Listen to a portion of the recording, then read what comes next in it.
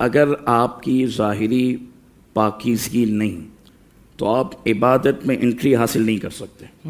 جیسے نبی پاک صلی اللہ علیہ وسلم کے ارشاد کا خلاصہ ہے کہ وضو کے بغیر کوئی نماز نہیں ہے، کہ تم اس وقت تک نماز جیسی حسین عبادت میں قدم نہیں رکھ سکتے جب تک کہ تم یہ پاکیزگی حاصل نہ کر لو. اور پھر حافظ صاحب، اللہ رب العالمین کو اتنی یہ پاکیزگی پسند ہے، رب چاہتا ہے کہ میرا بندہ ظاہر میں بھی اچھا لگے اور باطن میں بھی اچھا لگے. اب دیکھیں حدیث پاک موجود ہے، خود اللہ رب العالمین کے محبوب صلی اللہ علیہ وسلم نے ذکر کیا، فرمایا ان اللہ جمیل ویحب الجمال، کہ اللہ رب العالمین جمیل ہے، جمال کو پسند فرماتا ہے. نبی پاک صلی اللہ علیہ وسلم نے کئی مرتبہ دیکھا ایک شخص کے بال بڑے ہوئے ہیں، حضور نے فرمایا کہ اس کے پاس کوئی چیز نہیں کہ وہ بال کو سنوار لے. فرمایا اگر تم اچھے بال رکھو تو فلیکرم ہو، اس کی عزت بھی کرو، اس کی دیکھ بھال بھی کرو، اس کا احساس بھی کرو.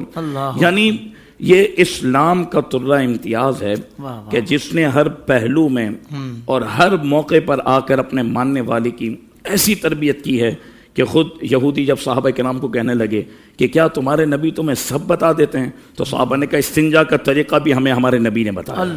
تو اب دیکھیں یہ نبی پاک صلی اللہ علیہ وسلم کی تربیت ہے. تو تزکیے میں سب سے پہلے باطن بھی آیا، ظاہر بھی آیا. تو یہ اللہ رب العالمین کے محبوب علیہ السلام نے ایسا تزکیہ فرمایا، ایسے اخلاق کے ذریعے صحابہ کرام علیہم رضوان کی اور صحابہ کرام کی سیرت سے، اہل بیت کی سیرت سے قیامت تک مومنین کو ایسے پہلو ملتے ہیں کہ آپ یقین مانیں. میں کہتا ہوں کہ تعصب کو ہٹا کر اگر ایک نیوٹرل بندہ بھی غور کرے نا، کسی مذہب کے اندر ایسی پاکیزگی کا درس نہیں ملتا جو رسول اللہ صلی اللہ علیہ وسلم نے دین اسلام میں بیان کیا. سبحان اللہ. صرف آپ وضو کا طریقہ دیکھ لینا، اللہ کہ آپ وضو سے ویسے چہرہ کھل جاتا ہے. مومن کبھی بھی گندا نہیں رہتا، مومن ویسے ہی نماز کے لیے 5 ٹائم وضو کرتا ہے، پاکیزگی حاصل کرتا ہے. اور امام مالک کے نزدیک تو جمعے کے دن غسل واجب بھی ہے، اللہ یعنی ضروری ہے. تو جب بندہ ایک مرتبہ مکمل جسم کو دھوئے گا، دن میں رات میں 5 مرتبہ جب ظاہری اعضاء کو دھوئے گا تو میل بچے گا نہیں.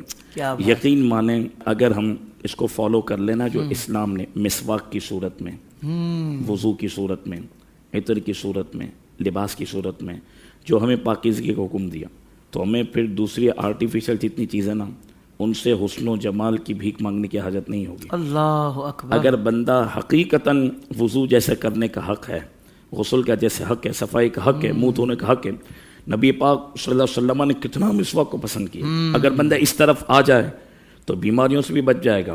یہاں تک کہ صفائی آپ کو بیماریوں سے بھی بچاتی ہے.